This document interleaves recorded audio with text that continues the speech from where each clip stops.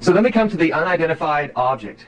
What is this? Is this a UFO? Is this alien? Or is this something else? We're told in the Bible that manna was called, what is this? As if you would eat this and say, what is this? We don't know what happens after we ingest this, but we have a good idea as to what may be happening. These mushrooms are psilocybin-containing mushrooms. These aren't the amanita as we discussed earlier. These are different, but they are the same in the realm of entheogens. These are both entheogens, or sacred plants.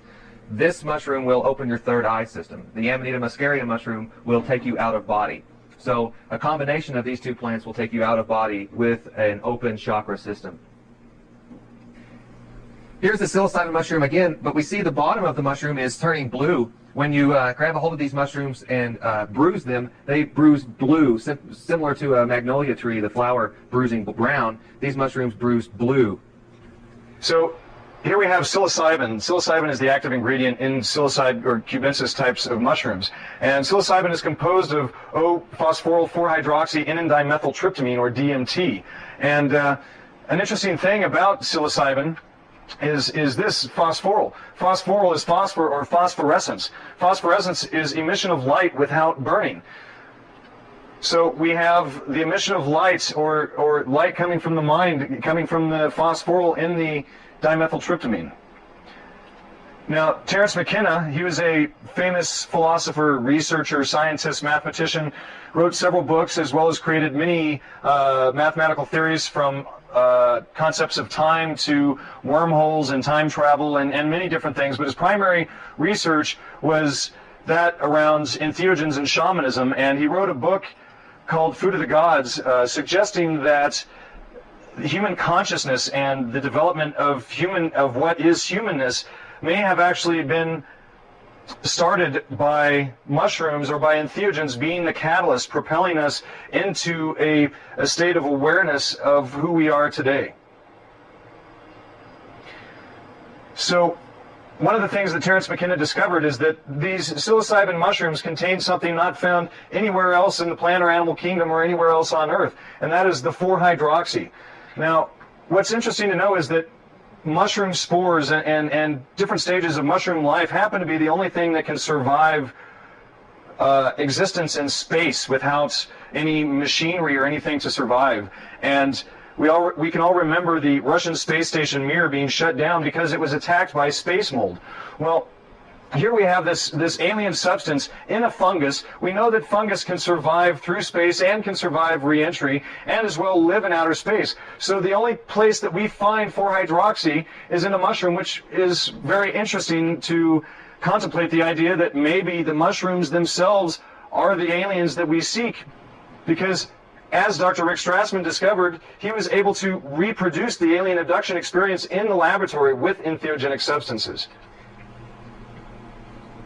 So here we have this with psilocybin. We have the O-phosphoryl 4-hydroxy and N-dimethyltryptamine. We have the DMT, the most potent psychedelic substance known to man.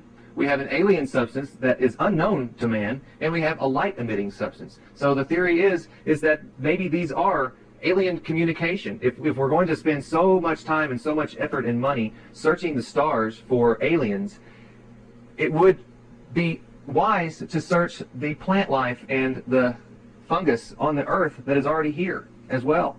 More interesting research can be found in Jeremy Narby's book, The Cosmic Serpent, in which he discusses the possibility of how the entheogens allow the human body or the human mind to somehow communicate with other animals and species through some sort of connection with the DNA helix, which is also very similar in design to the caduceus itself.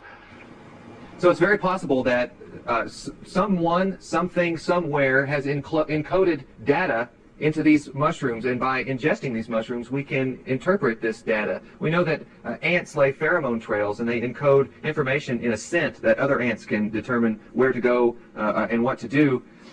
So we're suggesting that these mushrooms are like interspecies pheromones that can give us information from somewhere in the cosmos. Here we have the cubensis mushrooms once again. These are indoor dried, and as you can see where they were handled and bruised, they turn blue. Over here on the right we have cubensis mushrooms that were actually sun-dried, and we can see that the stems turned a very dark blue in color. Now, who else in the ancient mythology is blue in color? We have Vishnu, and Vishnu has serpents down at the feet, and up at the top we have the same shell shape represented by the cobra heads over the head. So Vishnu is blue, his body is blue, just like the head of the mushroom is blue. Even his hat sort of looks like the small cap of the cubensis types of mushrooms. So here we have Krishna. Krishna is also blue. His body is blue. And Krishna normally has a cow or cattle to his right. So why would the cattle in Hindu mythology be sacred or holy? And why would Krishna be blue? Well, as we just pointed out, the blue is the body of the mushroom. And where do the mushrooms grow but in cow dung? So we have holy crap from holy cows. These are talismans from ancient Algeria from around 10,000 BCE. As we can see, each one is holding the mushroom in his hand, as well as his head is shaped like a mushroom, symbolizing that they are on the mushroom itself. There are more mushrooms growing along the ground here. Another ancient Algerian talisman. This one, his whole body is covered with the mushrooms, and his face is that of the deer. And as we said earlier, the symbology of the deer is very important in many shamanic cultures. Here we have a Russian postcard, most likely, and it shows an ancient statue of the holy mushroom on a mountaintop. Various mushroom stones approximately 1 foot tall. We researched Gordon Wasson to find more of these mushroom stones that can date back way back to the early 1000 BCE. So here we have different depictions of mushrooms in symbolism. The mushroom coming out of this Tiwanaku man, coming out of his third eye. We have these guys dancing around the mushroom as this guy is sitting here on the stump about to consume his mushrooms. So this is symbolic all throughout, all over different cultures and all over the world. Even in the middle of a water park, you may see children playing in the waters of life or dancing in the fountain of youth with a red and white mushroom, with the red cap and the white stalk, recycling its waters right here in the middle of a public place. Here we have Persephone and Demeter holding their mushrooms in ancient Greek mythology, and they're just about to feed each other the mushrooms. And we have from Guatemala City, ancient stone statue of the mushroom man. Obviously the mushroom is coming out of his head. Over here on the right we have the man leaning over the mushroom, bowing to the mushroom. A good place to find a lot of these collection of mushroom stone art and other mushroom artwork is erowid.org, erowid.org. So in our artwork, this video may ruin you for art for the rest of your life. You'll never see art again the same. This is the birth of Jesus, the primordial mound of the mushroom and the mushroom stalk with the red spots in the sky and the veil that has dropped and God breathing his life down. These paintings have not been doctored. This is how they were found. The phoenix here is being fed the amanita mushroom, the white spots on the cap.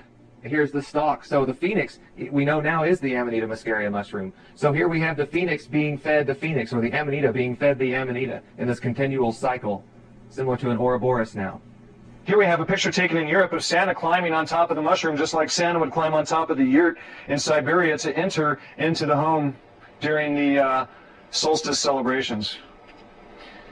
More mushroom symbology here. We have the stem down here, the cap up above with the dove. This is again the Annunciation. So something very special is happening at this moment to capture with the Amanita cap. The Spirit is coming down into Mary. Jesus is being placed into Mary.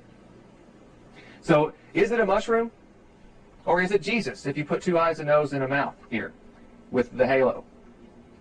Is this Jesus or is it the mushroom? It's really hard to tell. It's occult artwork. It could be both.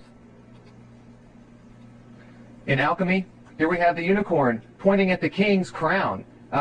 What could this crown be? If you strip away everything and just give it the outline, we see that the unicorn is pointing to a bulbous base, concentric rings showing the spurts of the growth cycle of the mushroom, the annulus, the gills, and the cap. So here we have the Canterbury Psalter from 1147 found in England. And the 12 segments or panes represent the 12 signs of the zodiac. We have different segments. This one is actually Jesus as the Lord of magical plants. Sure, this could be the Amanita, the red and white mushroom, the blue silicide mushroom, Syrian rue, could be opium. So here's Jesus, the Lord of the sacred plants. Again, Jesus with the book of the law, the Lord over the sacred plants, day and night. Once again in the Garden of Eden, with the caduceus, or the serpent, intertwined the staff, and the staff is actually the mushroom, and this one looks rather like the Amanita muscaria mushroom, although it does appear that psilocybe and some other type of mushroom is also depicted here. Sure, at the very top here, you could even see little mushrooms inside the tree. So this is a very occult, hidden symbolism placed into this whole plate. And this is just one section of that plate. So we must not be conformed to this world, but we must be transformed by the renewal of our minds, that we may prove what is the will of God, what is good and what is acceptable and what is perfect. And this is the reason for doing these entheogens and these sacred plants, is to prove to ourselves what we can become, what we can evolve into, meeting God and not having to die doing it.